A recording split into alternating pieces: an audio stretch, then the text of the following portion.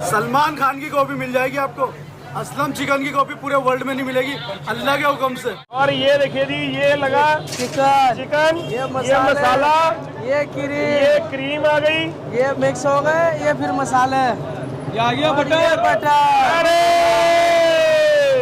Order पे order, जबरदस्त।